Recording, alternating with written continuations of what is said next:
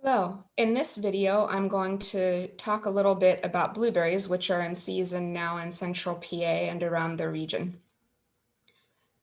I will talk a little bit about how to store your blueberries when you first get them, before you use them, and then also after you've done something with them.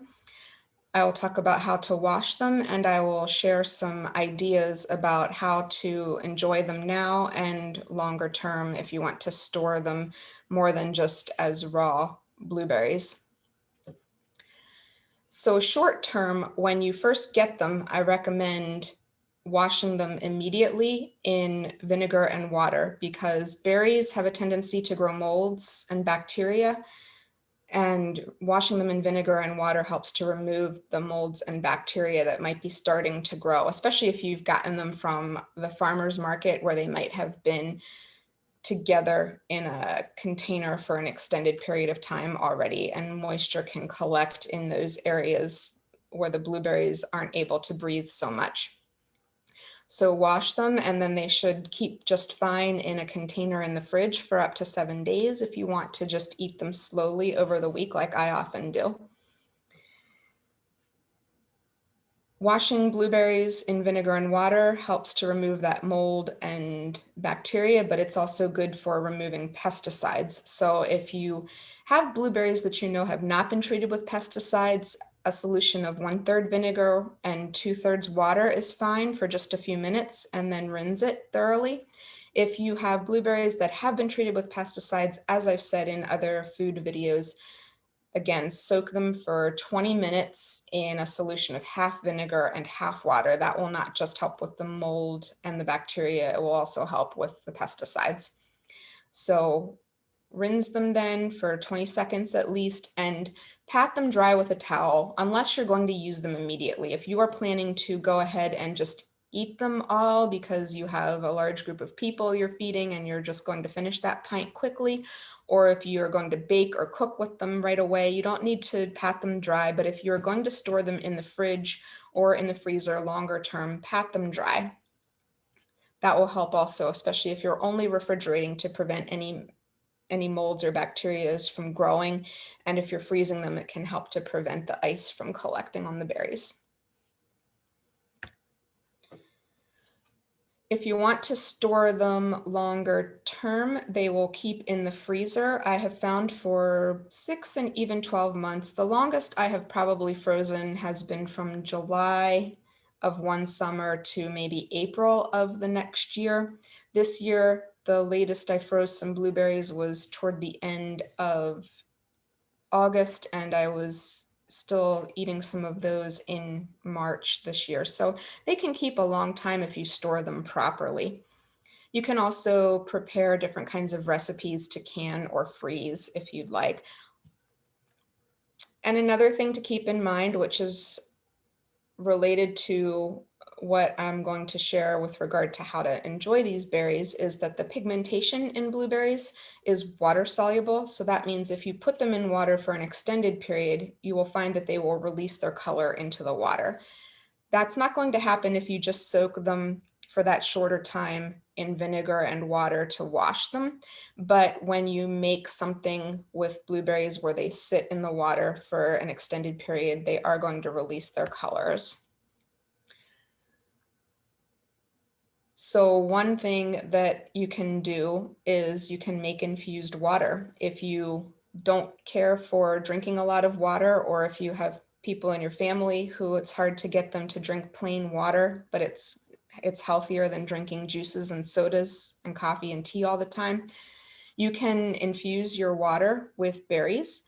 For every 3 cups of water, you just want a half cup of washed and stemmed berries. You can do this with any fruit, really: watermelon, pineapple, cherries, any of the summer fruits, peaches, anything you like. Just prep it the way you would if you were going to actually eat it, so it's washed and clean, and then put it in the water and give it at least 30 minutes, but longer will give the water more flavor.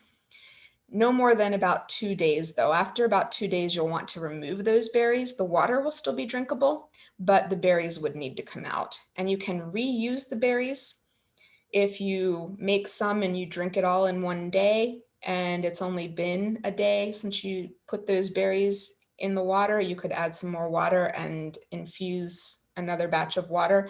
Know that the longer they're in water, the more they will release their color and flavor. So the next batch will maybe not be quite as colorful and flavorful, but it will still taste like the fruit. You can also just eat the fruit. You can put it in your yogurt. You can put it in smoothies, just eat it, put it on ice cream, whatever you like, so that it doesn't go to waste. Another option is that you can make blueberry tea. And I did want to mention that if you can see here in the upper left corner, this is the water after several hours. So the blueberries and the raspberries in this case have released their color into the water. On the right, that's when I had just put the berries into the water, so you can't see the colors yet. But you can also make blueberry tea. It's a similar concept, infusing for 30 minutes or more. So you just make your tea the way you normally would, and then for every cup of tea you're making, add a couple of tablespoons of fruit that's prepped and ready to go. And you can drink it right away after it's infused for 30 minutes. You can put it in the refrigerator and drink iced tea and treat it the same way you do the water. After a couple of days, the berries really need to come out and you need to do something with them, but the tea would be fine to continue to keep in the fridge for a bit longer. Black, green, and white tea all work fine with this. If you really want to completely avoid caffeine, because even decaf teas actually have a little caffeine, you can do herbal teas. Hibiscus is good, rose hips, lemon or orange, ginger or turmeric, but you can play around with things. The tea here on the left is a hibiscus tea, so a lot of the color actually comes from the hibiscus, which is red in the first place, and I put some blueberries in that to drink. And then on the right is just a plain green tea with raspberries and blueberries. So you can see that they've started to release their color after about an hour. And now they should have a bit more color to them. This is actually the green tea with raspberries and blueberries. I poured myself a glass to drink after about 24 hours now. The tea has been infused with the berries. So you can see that the tea has a nice pink color to it now.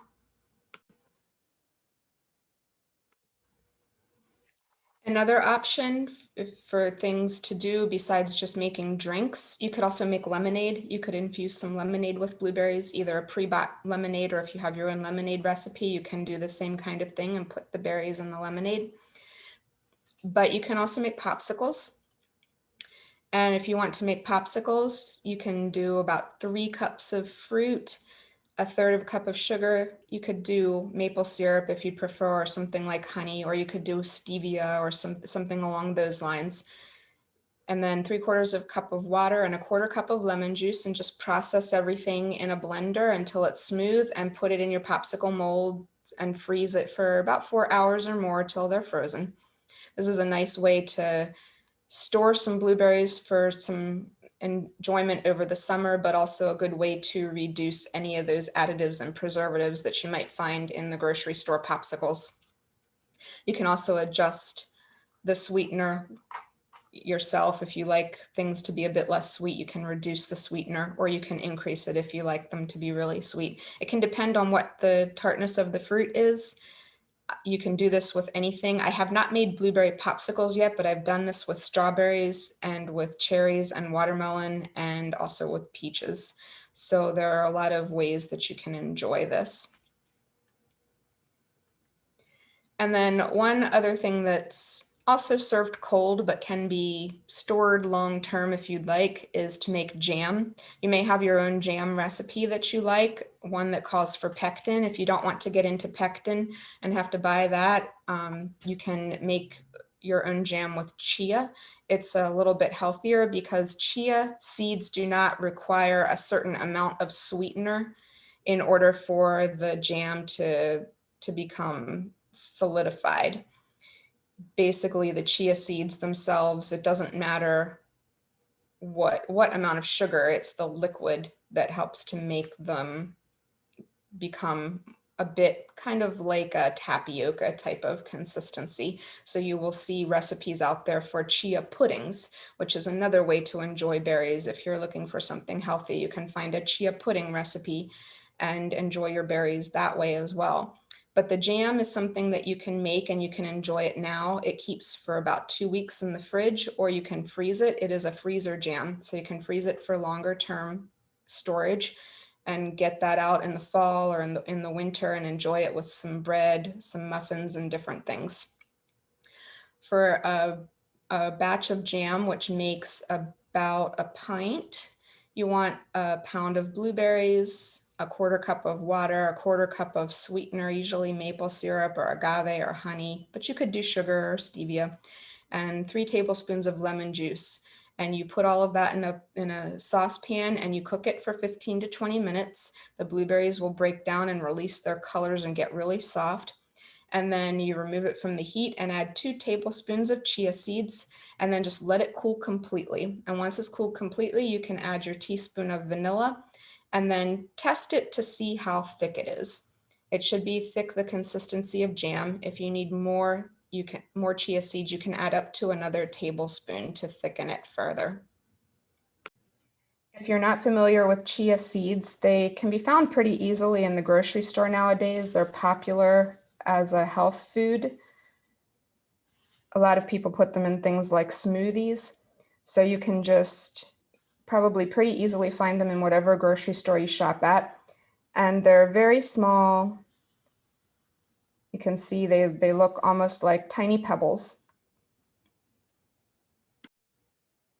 Once you add those to the jam, once you add them to any liquid, whether it's a milk if you're making pudding, or to something like this with a jam with the fruit and the water, the chia seeds start to expand and they'll soak up some of the liquid and they get soft. They'll have almost like a tapioca texture to them.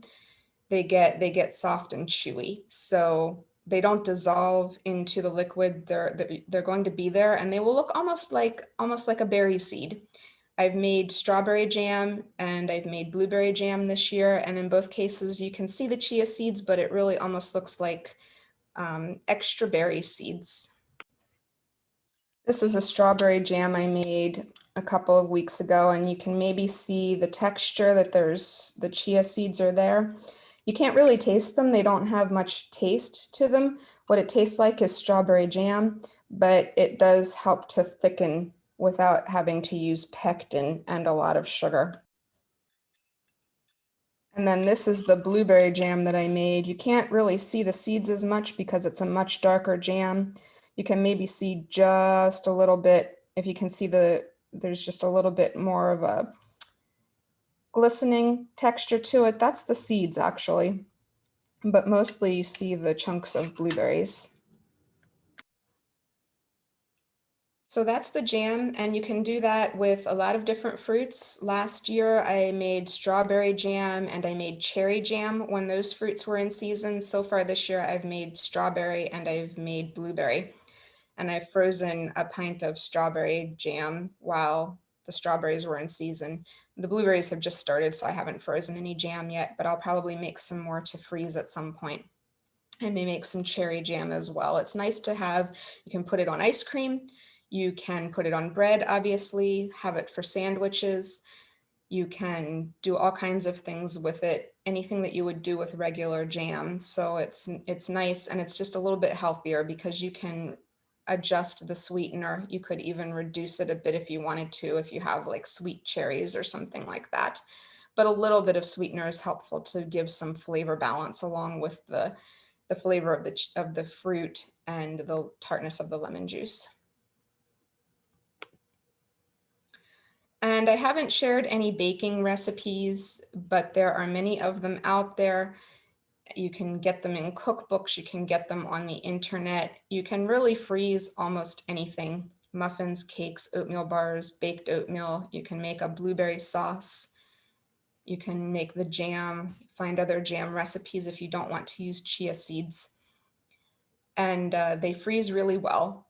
So you can freeze them for longer term, make them now while the blueberries are fresh, or you can freeze your blueberries and pull them out later to either enjoy plain or to use for baking. I've done both, and it works well to use the frozen blueberries just to eat or to use for baking. So I hope that there have been some helpful things here and that you're able to enjoy the blueberries while they're in season.